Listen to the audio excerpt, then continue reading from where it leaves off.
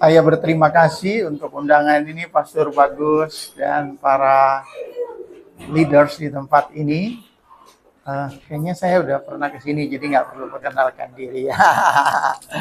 Nama saya Jimmy John Apitule dan saya melayani di Grand Galaxy City Blessing Church di daerah Bekasi. Oke, PowerPoint saya sudah ada. Saya ingin Bapak Ibu benar-benar fokus terhadap apa yang saya sampaikan, karena apa yang saya sampaikan ini bukan hanya penting, tapi sangat penting. Saya ulangi lagi, sangat penting.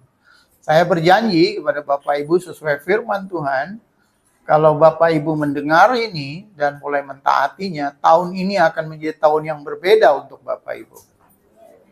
Ada mujizat, ada perubahan dalam ekonomi, ada kesembuhan, ada pemulihan. Kalau Bapak Ibu mau mendengar apa yang firman Tuhan katakan.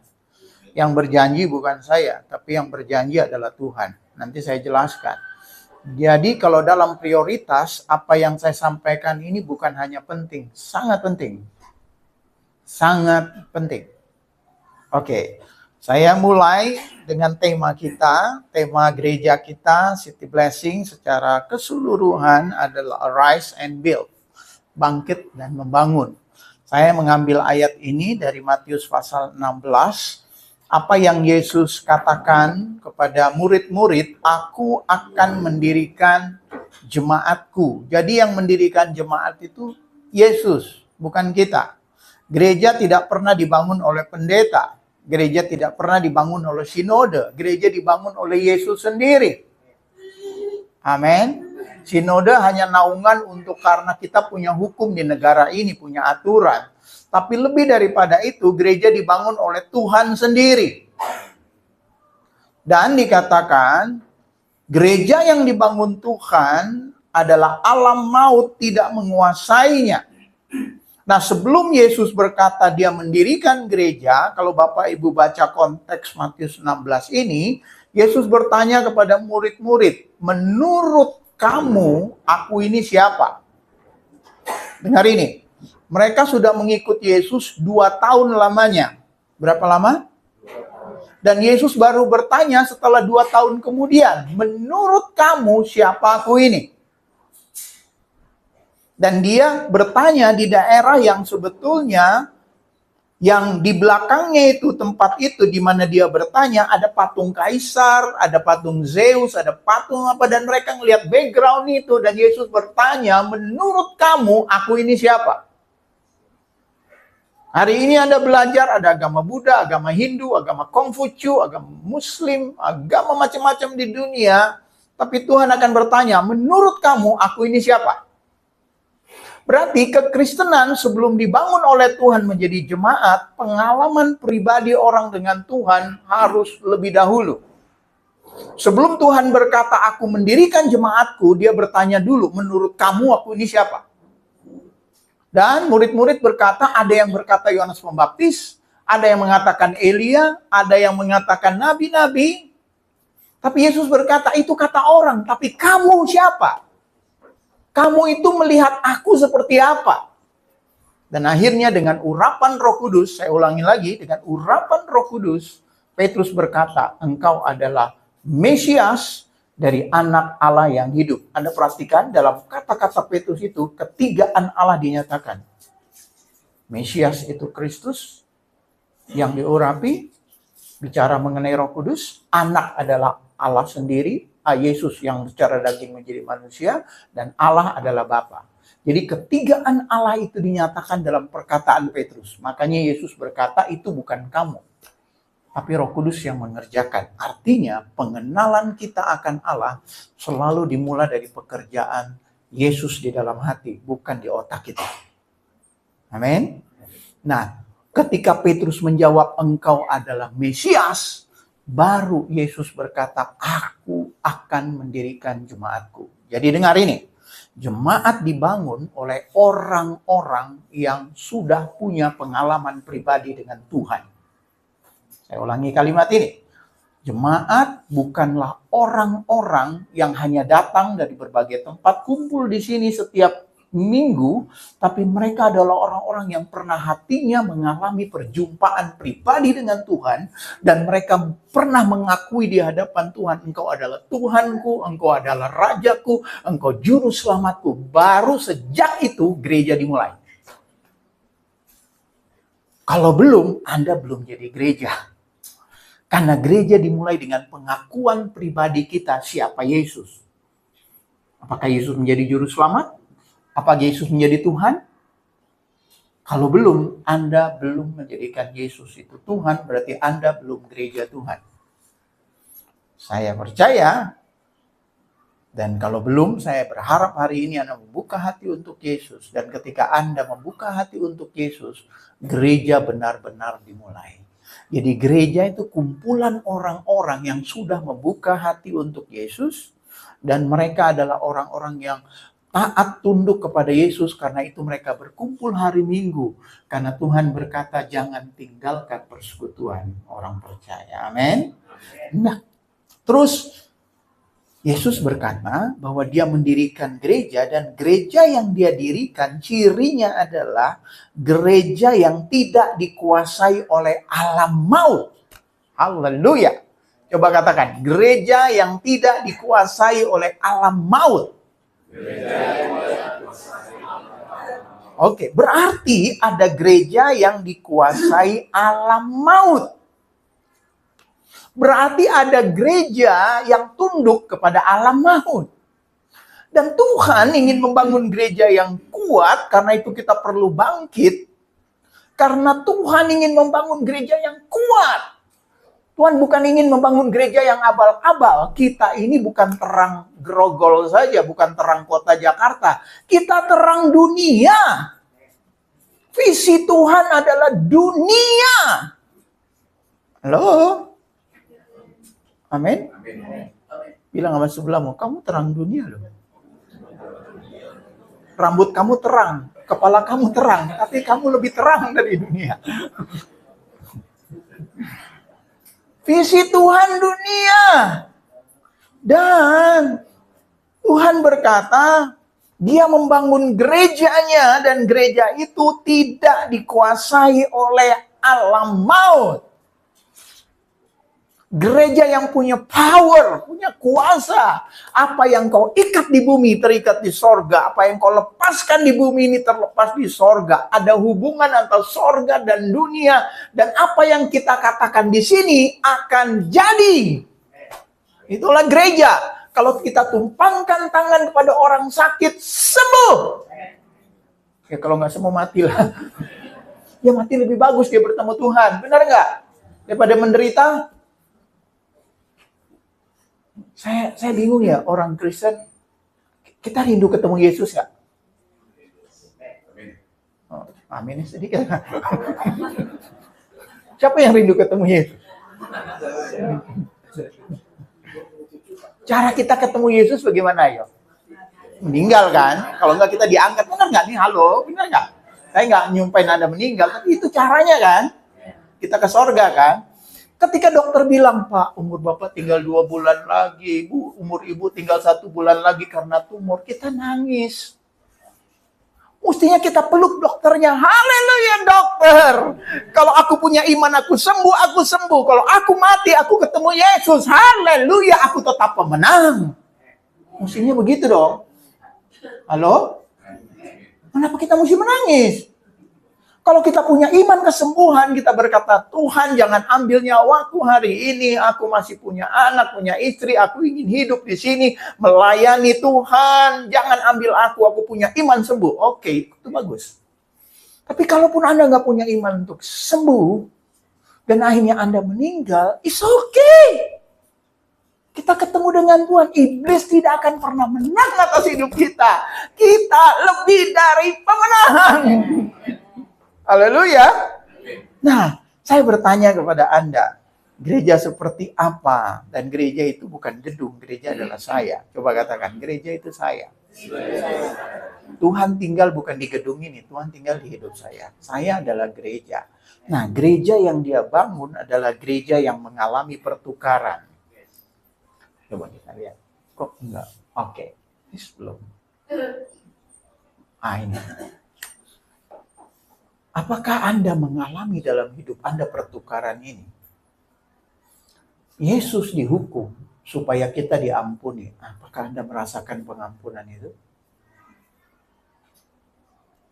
Yesus disakiti supaya kita disembuhkan oleh bilur-bilur Yesus. Kamu bukan akan sembuh, telah sembuh. Anda perhatikan kata ini, telah sembuh. Saudara, saya ngomong ini bukan asal bunyi ya. Saya sudah melayani Tuhan 30 tahun dan saya tidak pernah dirawat di rumah sakit.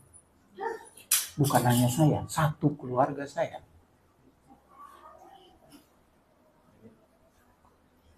Karena saya percaya ada kesembuhan, pemulihan. Kalau saya sakit, saya jarang minum obat dan gak mau. Sampai didorong pun saya kadang-kadang gak mau kalau gak terpaksa. Saya hanya mengambil perjamuan, tidur sebentar, istirahat, menyembah, memuji Tuhan, tiba-tiba sembuh. Saya hanya percaya bilur Yesus menyembuhkan. Saya tidak anti kalau Anda dokter, puji Tuhan, dokter anugerah Tuhan. Tapi bisakah Anda mengalami kesembuhan lewat kuasa bilur Yesus, bukan lewat dokter? Halo? Itu pengalaman pribadi dan kekristenan bukan agama. Kekristenan adalah pengalaman pribadi Anda dengan Tuhan, sehingga Anda berbicara tentang Tuhan secara otoritas penuh karena Anda mengalami kesembuhan. Anda bisa ngomong, saya dulu sembuh dari ini. Karena Yesus yang menyembuhkan saya. Sekali lagi, saya nggak merendahkan dokter. Kalau Anda masih punya iman ke dokter, silahkan, dokter juga anugerah Tuhan. Tapi cobalah minta anugerah Tuhan untuk menyembuhkan Anda juga melalui kuasa bilur Yesus. Haleluya. Yesus itu dijadikan dosa. Ininya mana? Oke, dijadikan dosa supaya kita dibenarkan. Apakah Anda masih merasa Anda orang berdosa? Yakin nggak Anda hari ini mati masuk surga? Oh, pastor, saya masih berbuat dosa, masih itu. Keselamatan bukan karena engkau baik, karena Tuhan baik.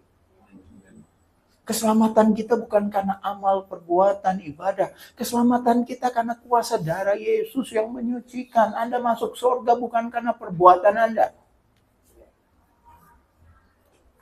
Efesus 2:8-9 mengatakan jangan ada orang yang memegahkan diri. Karena keselamatan itu. Karena keselamatan itu anugerah 100%. Bukan karya Anda berdarah-darah. Karya Yesus disalib yang mencurahkan darahnya untuk mengampuni kita. Haleluya. Mau sombong sekali. Saya justru gak sombong. Kalau engkau keselamat karena perbuatanmu, engkau jadi sombong. Tapi kalau engkau selamat karena karya Yesus, kita gak akan jadi sombong. Karena kita gak ada apa-apanya. Benar yang saya katakan? Apakah Anda tahu bahwa Yesus telah dipermalukan supaya kita dipermuliakan? Apakah Anda tahu bahwa Yesus ditolak supaya kita diterima menjadi anak selama-lamanya? Di antara bumi dan langit. Langit menolak dia, bumi menolak dia dengan berkata salibkan, salibkan, salibkan. Orang yang dia sembuhkan juga mengangkat tangannya berkata salibkan dia. Dan Yesus berkata, ya Bapa, kenapa engkau meninggalkan aku di antara langit dan bumi? Dia ada di tengah dan dia ditolak supaya Anda dan saya diterima selama-lamanya. Dia dikutuk supaya kita diberkati. Nah, apakah pertanyaan saya, kita sedang berada dalam posisi ini? Apakah Anda mengalami kehidupan Anda yang hari ini mungkin sakit, nggak sembuh-sembuh. Dan Anda berkata, ya udahlah, kisera-sera, kalau Tuhan sembuhkan, sembuhkan, kalau enggak ya udahlah. Dan Anda mencoba menyesuaikan diri dengan keadaan Anda bertahun-tahun. Anda mengkonsumsi obat bertahun-tahun. Saya ingin menantang Anda untuk melangkah lebih maju lagi. Untuk percaya ada kesembuhan, ada kehidupan yang sehat oleh kuasa bilur Yesus. Apakah Anda sedang mengalami ekonomi yang sedang bermasalah dan Anda hidup gali lubang tutup lubang?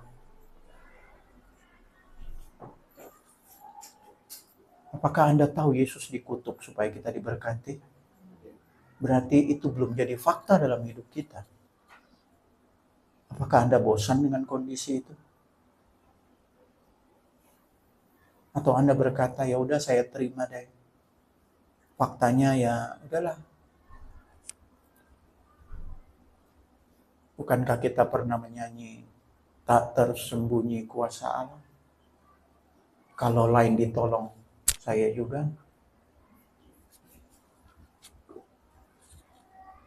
Apakah Anda sedang putus asa dengan keadaan keluarga, anak yang gak bertobat, hubungan suami istri yang tidak baik, dan banyak hal dalam hidup kita yang rasanya kita seperti gereja yang kalah. Dikuasai alam maut, bukan menguasai alam maut. Hari ini Anda perlu mendengar ini, supaya iman Anda bangkit. Dan Anda mengalami kesembuhan di tahun ini. Anda mengalami kelimpahan seperti janji Tuhan. Yohanes 10 ayat 10 dia berkata, aku datang supaya mereka memiliki hidup. Dan memilikinya dalam kelimpahan. Saya bukan mengajarkan teologi kemakmuran. No. Saya mengajarkan teologi kasih karunia. Di mana selalu ada kasih karunia bagi kita. Anda orang berdosa, Anda tidak layak. Ya, kasih karunia akan melayakkan Anda. Kasih karunia akan menyembuhkan Anda. Kasih karunia akan memulihkan Anda. Itu bukan karena saya. Itu karena Tuhan. Konsep ini akan memulai sesuatu yang baru dalam hidup kita. Nah, saya ingin membawa Anda kepada sebuah peristiwa dalam Alkitab. Peristiwa ini terjadi dalam Alkitab dicatat oleh Injil Matius, Markus, dan Lukas. Dan saya kutip ini adalah Injil dari Lukas. Dikatakan ada seorang perempuan yang 12 tahun lamanya pendarahan. 12 tahun. Waktu yang cukup lama. Dan dia telah berulang-ulang diobati oleh berbagai tabib. Sehingga telah dihabiskan semua yang ada padanya. Namun sama sekali tidak ada faedahnya, malah sebaliknya keadaannya makin memburuk. Apakah ini keadaan Anda hari ini? Anda telah mencoba dengan berbagai cara, tetap nggak ada perubahan. Keluarkan uang, memberi supaya Tuhan berkati. Tapi nggak ada. Pendeta berkata, beri persepuluhan, beri ini, Tuhan akan berkati. Tapi kok faktanya aku tetap nggak diberkati ya.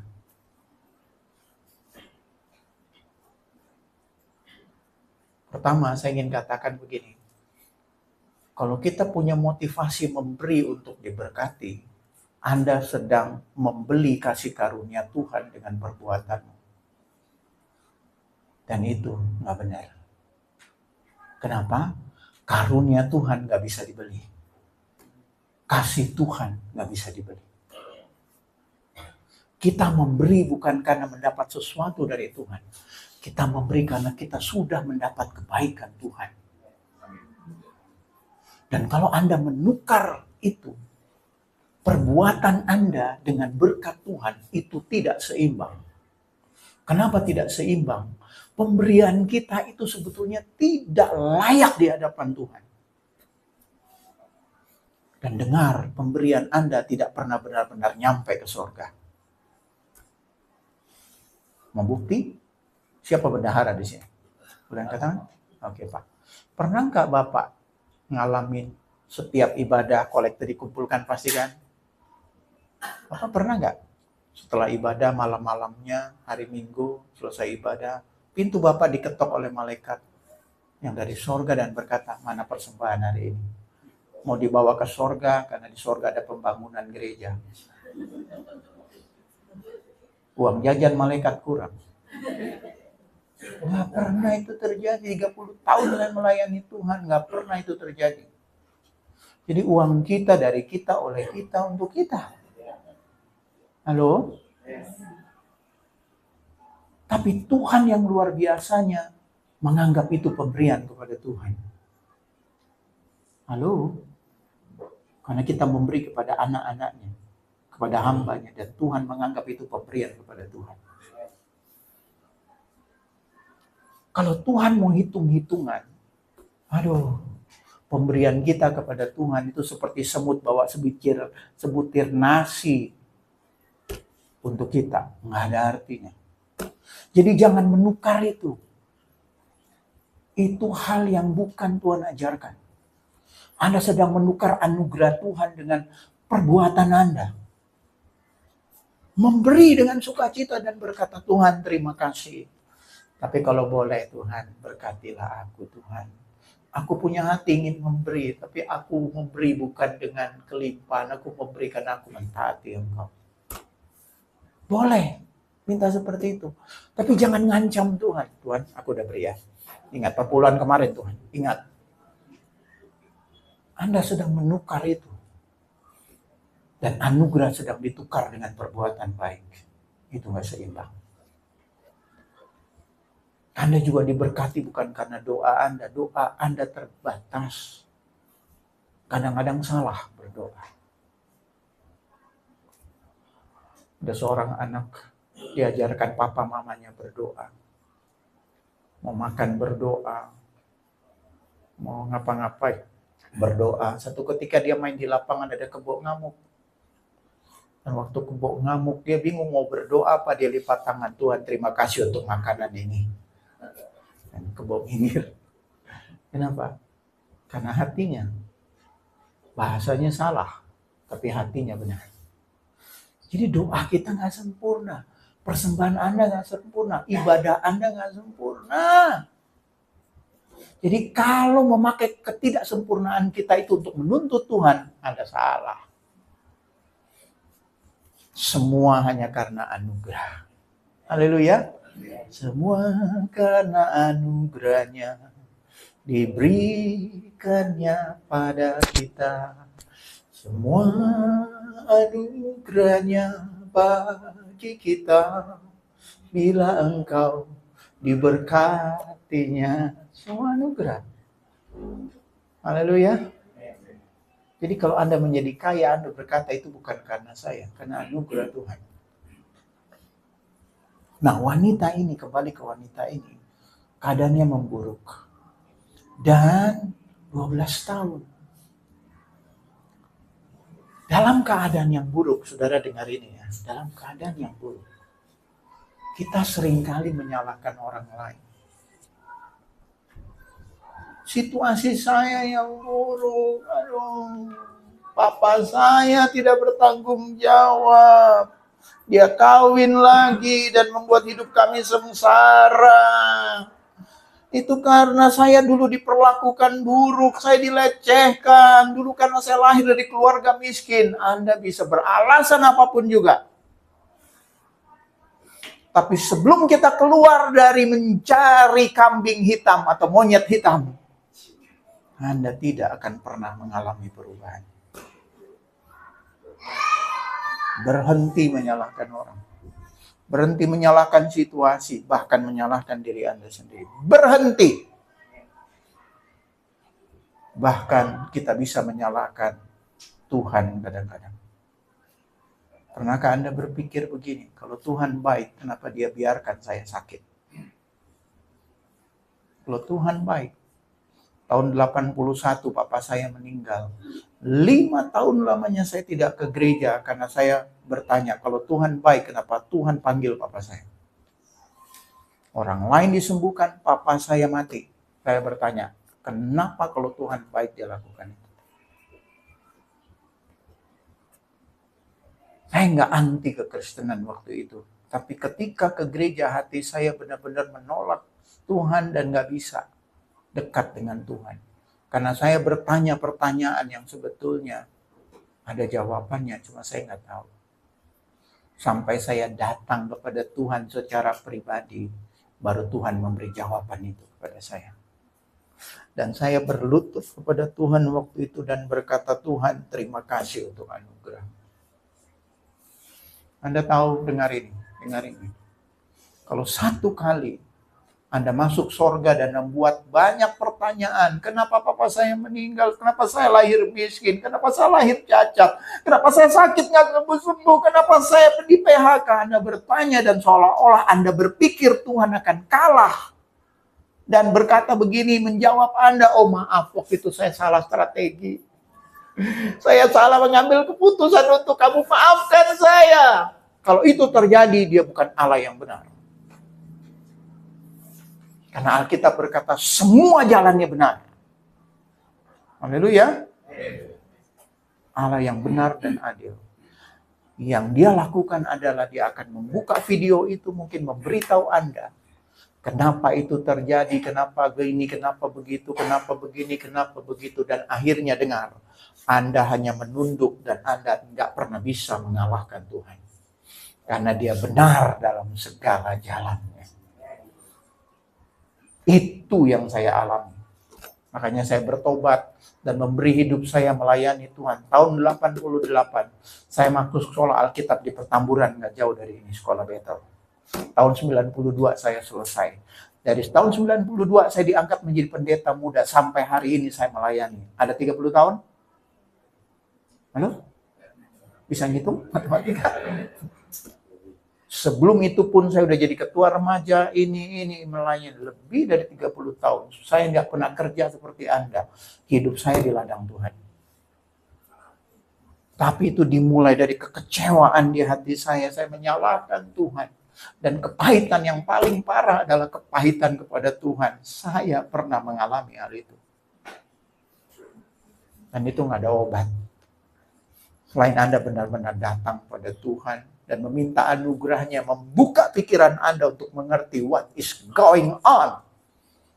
Apa yang sedang terjadi. Jadi ketika kita menyalahkan orang lain, menyalahkan situasi, menyalahkan semua hal, tidak pernah ada perubahan. Karena hati kita terus tidak melekat kepada Tuhan. Hati kita dipengaruhi oleh hal-hal yang salah. Karena Alkitab berkata, jagalah hatimu dengan segala kewaspadaannya, karena dari sini terpancar kehidupan. Kehidupan Allah ditentukan dari apa yang ada di dalam hati Anda.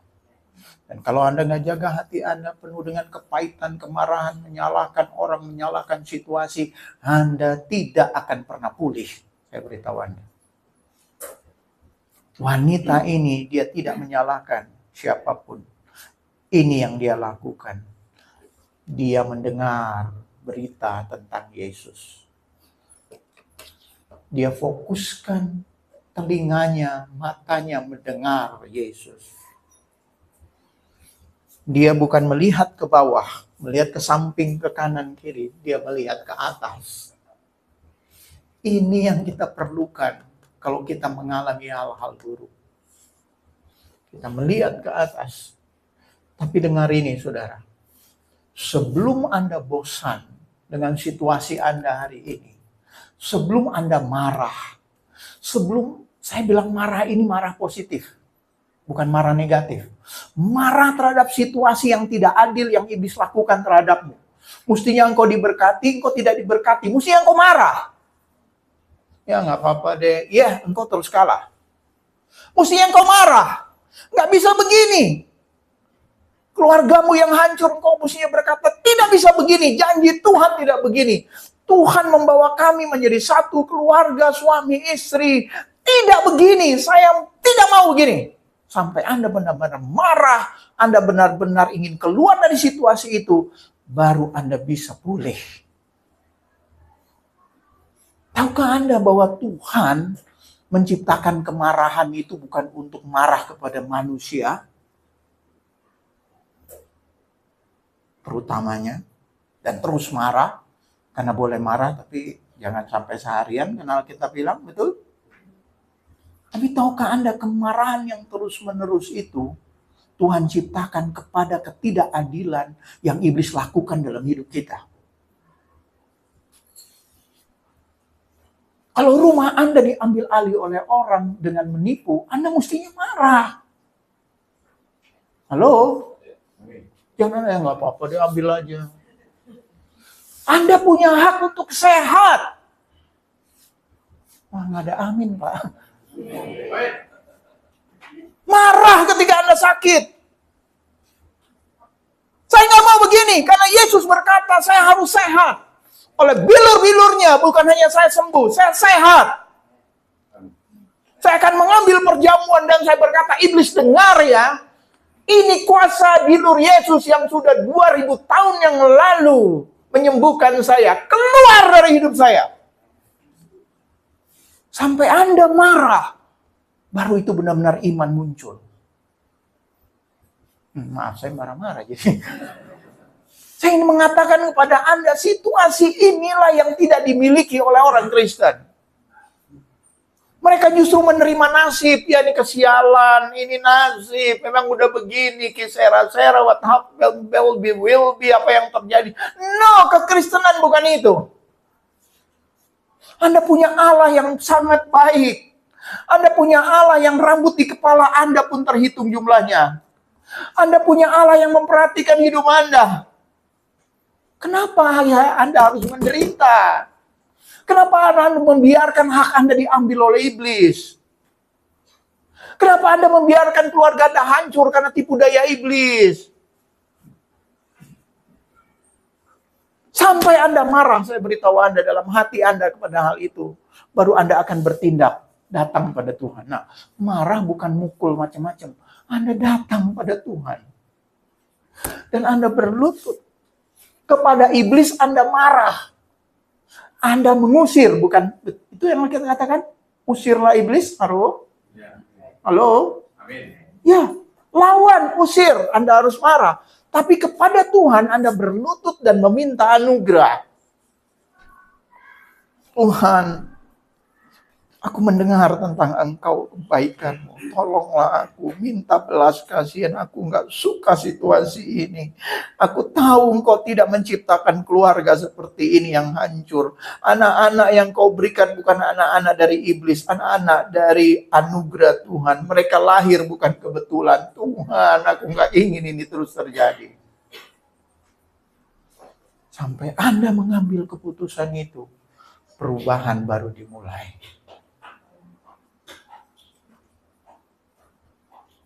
Dan wanita ini, dia udah gak punya alasan lain, udah gak punya uang.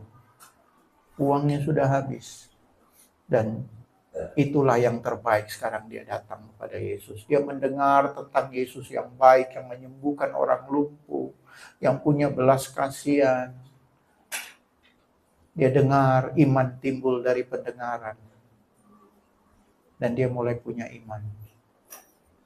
Dan dia berkata, aku perlu datang pada Yesus. Dan asal ku jamah jubahnya saja, aku akan sembuh. Kalau Anda membaca kitab Matius, yang saya kutip ini ayat Lukas. Dia berkata dari dalam hatinya, artinya ada perubahan di dalam hati ini. Terhadap situasi itu. Dia gak mau lagi ditipu oleh iblis. Dia gak mau lagi situasi itu terus terjadi. Dia mengubah hatinya. Ketika kita datang pada Yesus, hati kita diubah oleh Tuhan. Dan dia datang. Dia bertindak.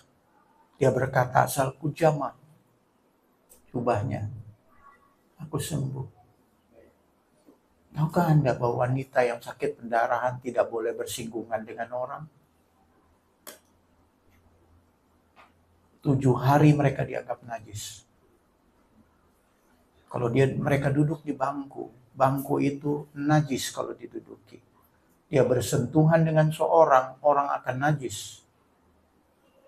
Wanita pendarahan itu bukan hanya menderita secara fisik, secara psikologi, mental juga menderita karena dia diasingkan.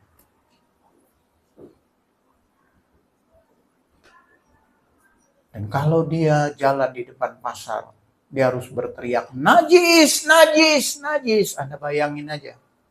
Kalau Anda berteriak diri Anda, orang gila, orang gila. Anda mempermalukan diri Anda sendiri. Benar? Halo? Tapi itu hukum hari itu. Dia nggak boleh sembarangan. Kalau nggak dia juga bisa dihukum. Makanya setelah dia sembuh, Anda tahu dia takut kenapa?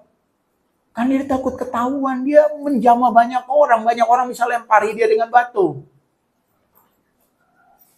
Tapi ketakutan itu dia terobos. Ini bukan masalah jamah Yesus selesai. Ini masalah hidup mati. Dia harus bergumul dengan hukum yang bisa kena masalah. Tapi imannya menerobos itu. Dia udah gak takut mati, dia udah gak takut apapun. Yang penting dia bisa ketemu dengan Yesus. Dengar. Saya maju boleh sedikit ya, tapi terlalu. Dengar ini. Sampai Anda benar-benar bosan dengan situasi Anda dan mengambil cara yang baru untuk mulai berdoa dengan berbeda, beribadah dengan berbeda, membangun hubungan yang berbeda, baru benar-benar Anda berubah. Tapi kalau Anda memakai cara-cara yang lama dan berpikir menghasilkan hal yang baru, itu gila. Saya ngomong gini karena pepatah orang. Anda melakukan hal yang sama berulang-ulang dan berharap mendapat sesuatu yang baru, itu gila. Kalau Anda ingin perubahan, rubah cara berdoa Anda. Rubah cara ibadah Anda. Rubah cara Anda membaca Alkitab. Rubah cara Anda berhubungan dengan Tuhan. Bukan lagi agamawi. Baru perubahan itu akan terjadi. Dan perubahan terjadi itu dimulai dari hati.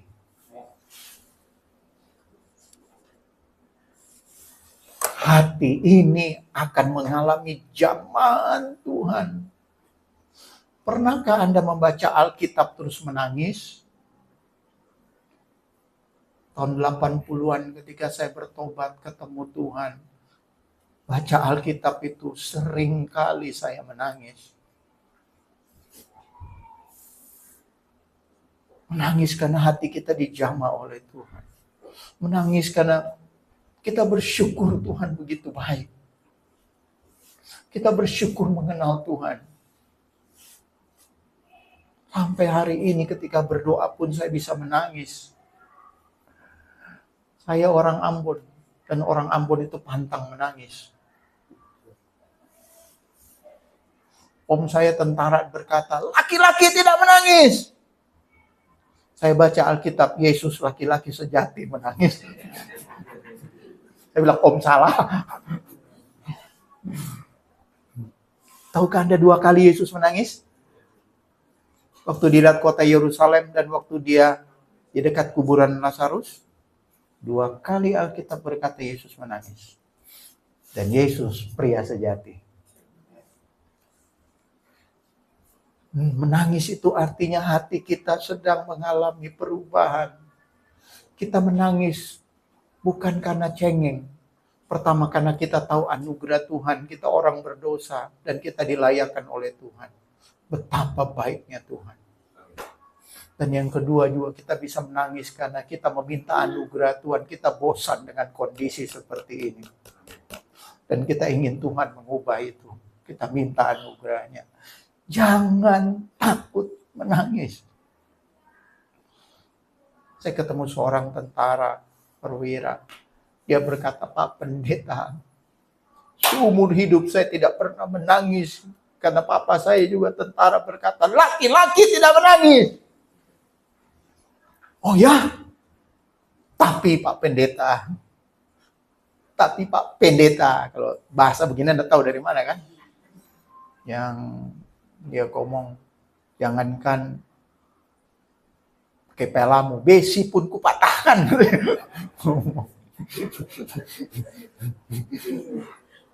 Tapi Pak Pendeta, ketika saya bertemu dengan Tuhan, saya tidak bisa menahan air mata. Begitu saya menangis Pak Pendeta. Ya saya bilang, itu benar.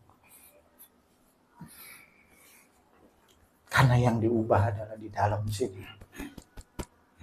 Dan ketika Tuhan menjamah kita, dia memulai dari dalam keluar.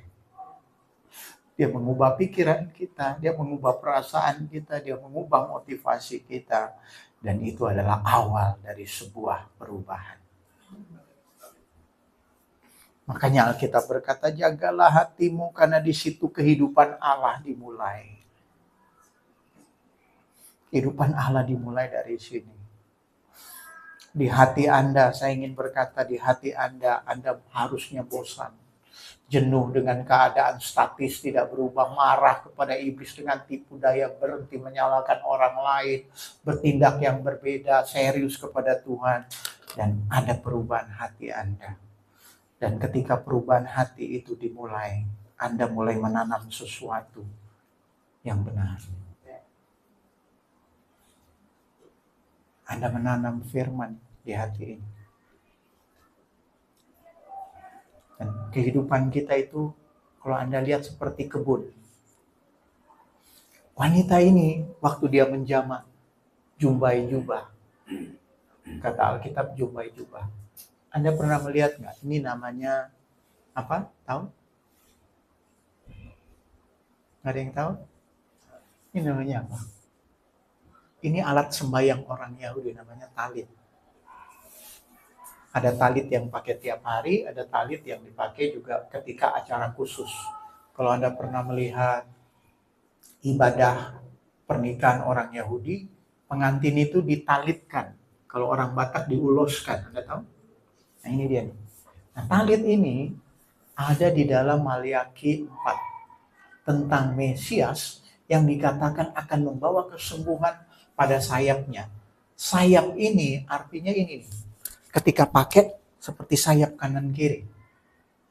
Jadi waktu wanita ini menjamah jumbai jubah, dia sedang mengingatkan sesuatu.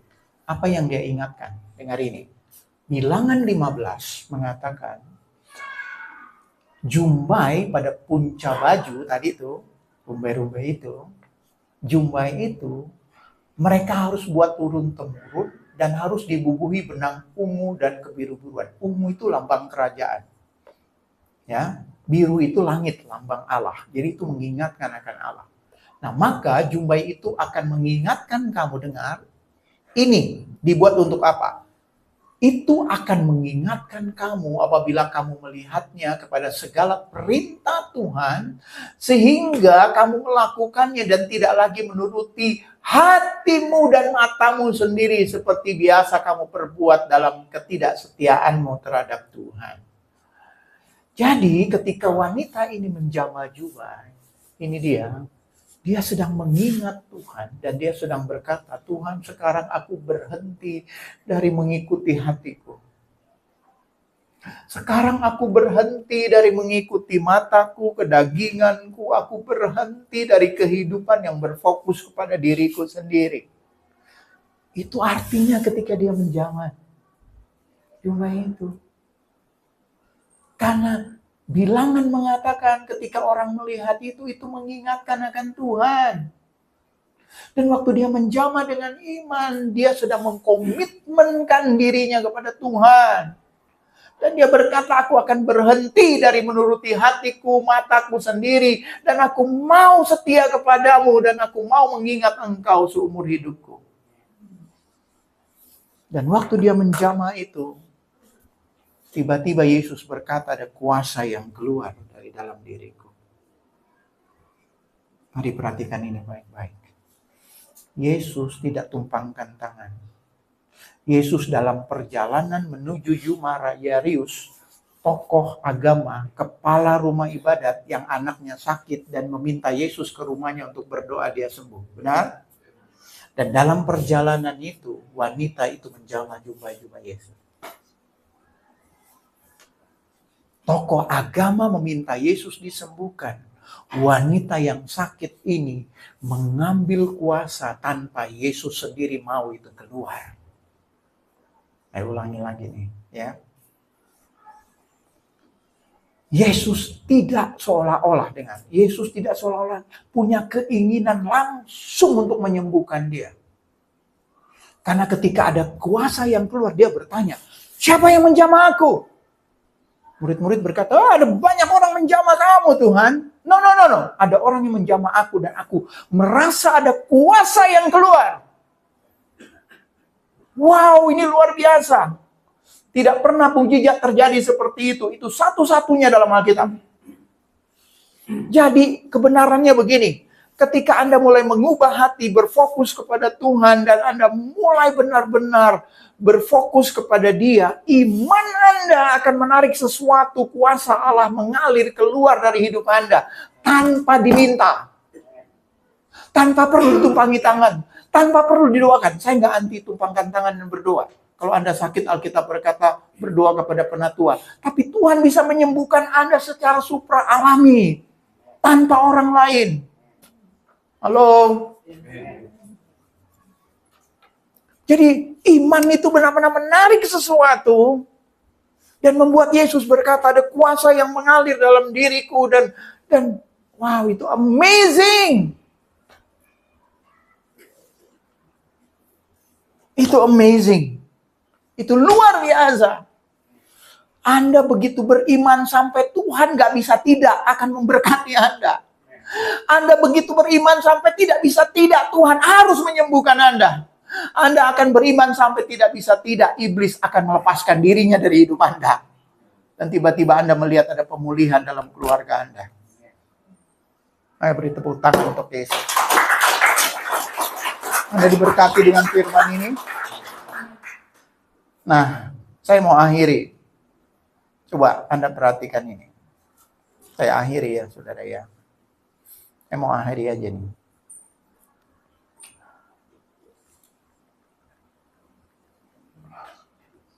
Oke. Hamba Tuhan yang kanan ini namanya T.L. Osborne. Pernah dengar namanya? Ini hamba Tuhan senior yang tahun 1920-an kira-kira ya. 1923 kira-kira dia pelayanan. Thomas Lester Osborne namanya, hamba Tuhan yang dipakai Tuhan, sangat terkenal di Amerika. Membuat banyak mukjizat.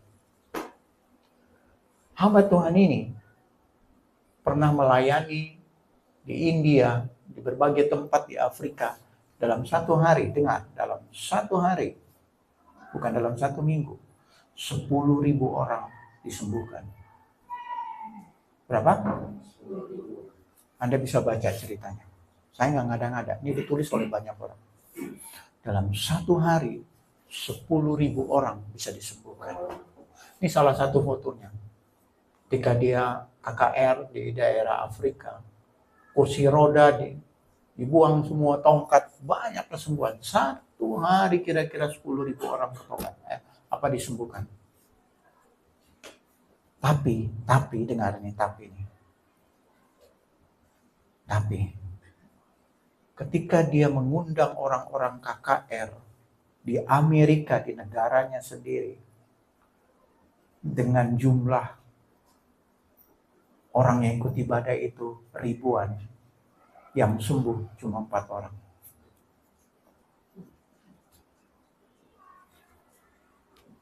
Dia bingung dan dia bertanya kepada Tuhan. Kenapa? Perbedaannya di mana? Perbedaannya di hati. Anda boleh memanggil pendeta besar, sebesar apapun. Tapi kalau Anda nggak punya iman, tidak pernah ada kesembuhan.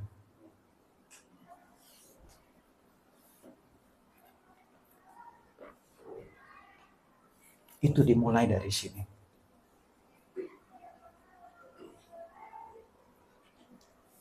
Anda boleh berdoa dengan cara apapun. Anda boleh menangis, berteriak. Tapi tidak pernah ada iman yang benar di hidup Anda. Tidak akan pernah ada perubahan.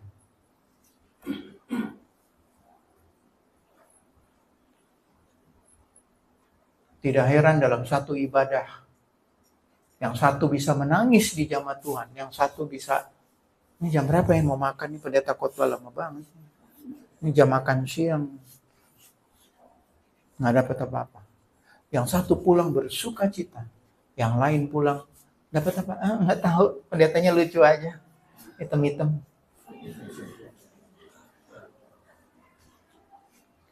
Yang berbeda di mana? Di hati. Saya percaya Anda ingin mengalami perubahan.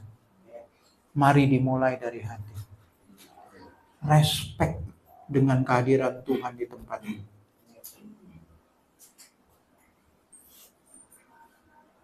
Jangan main handphone. Jangan mikir yang lain.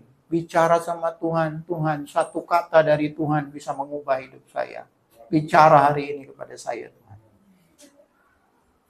Kalau Anda main handphone lewat.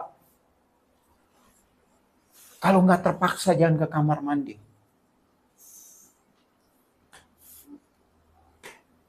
Saya bukan pendeta yang biasa datang terlambat. Saya udah punya komitmen. Teman-teman saya, hamba-hamba Tuhan besar, kalau Anda undang, setengah jam baru datang di sini. Begitu khotbah baru dia ada di sini. Saya nggak mau begitu. Kenapa? Saya datang bukan untuk khotbah, saya datang untuk ibadah.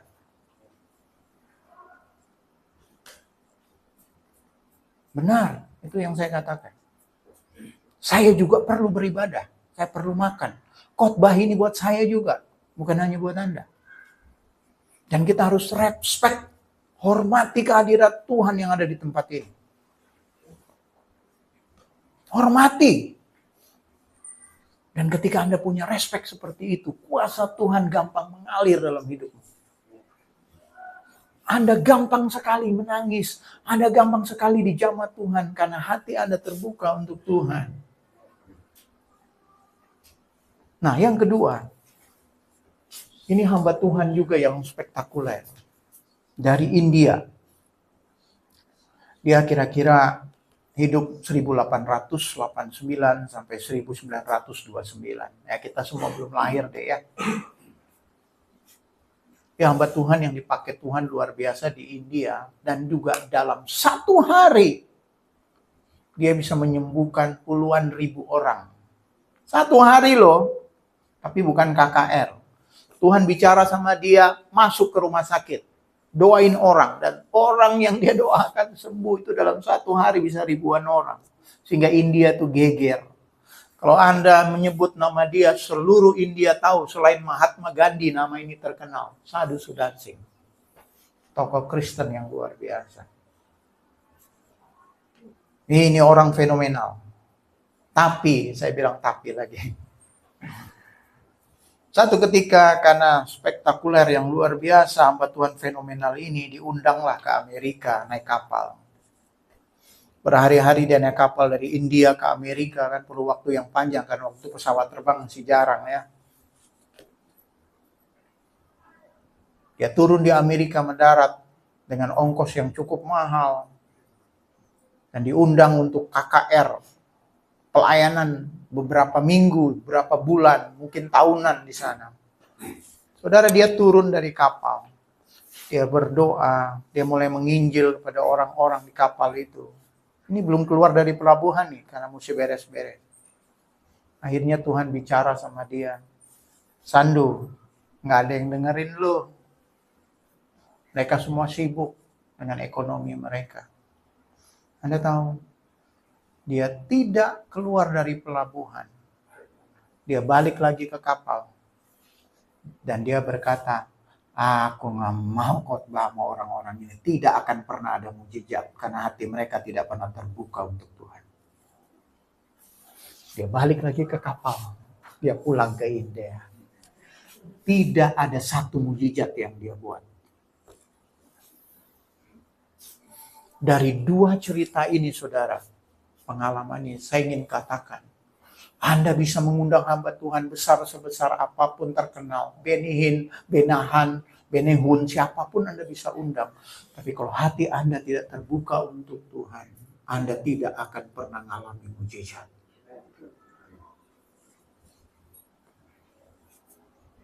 Jadi mulai hari ini, ubah cara kita berdoa. Bangkit. Dan mulai membangun iman Anda yang benar di hadapan Tuhan. Jaga hati kita dari kepahitan, kebencian, kemarahan. Jangan nyalain orang, jangan nyalain situasi, jangan nyalain Tuhan. Anda hanya perlu berlutut meminta anugerah Tuhan seperti wanita ini. Dan imannya membuat dia datang pada Yesus. Dia menerobos. Dan dia berkata, asal ku jamah jubahnya. Dimulai dari hatinya. Hatinya sudah punya iman itu. Dia berkata dalam hatinya, asal ku jamah jubahnya, dan hati itu menggerakkan tubuhnya untuk datang pada Yesus.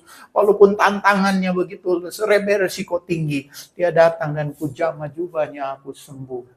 Dan ketika dia bertindak, boom! Kesembuhan terjadi. Saya ingin ini bukan hanya cerita bagi kita, pengalaman pribadi bagi kita hari ini. Mulai hari ini, marah kepada situasi Anda yang sebetulnya bukan seharusnya terjadi pada Anda. Maaf wanita-wanita, maaf saya maju ya, maaf nih wanita.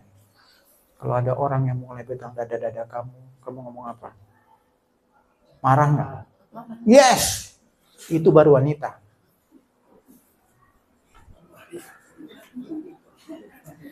Jangan nggak apa-apa, Pak.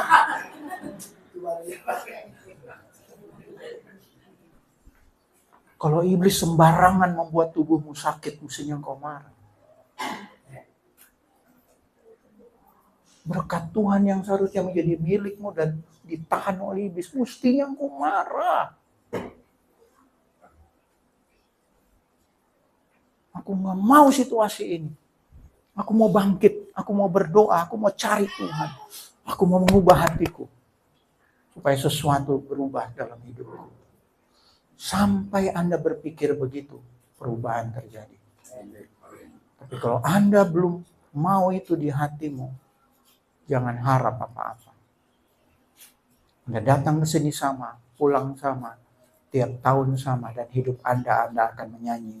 Aku masih seperti yang dulu. Sakit terus, berobat tiap bulan. Duitku habis terus, istriku ngamuk-ngamuk. Anakku tidak bisa sekolah lagi. Berhenti ayo. Sampai Anda menyadari itu, hak Anda untuk sembuh, hak Anda untuk diberkati, baru Anda bisa bangkit. Amin. Saya berharap ini memotivasi Anda untuk bangkit dan membangun sesuatu yang baru. Nah, saya datang ke sini, bangku yang kosong udah nggak kosong lagi. Karena Anda semua akan melihat Yesus, mengalami Yesus, dan menjadi berkat. Haleluya. Anda bersemangat. Masih mau khotbah setengah jam. Saya enggak, saya mau pulang. Ini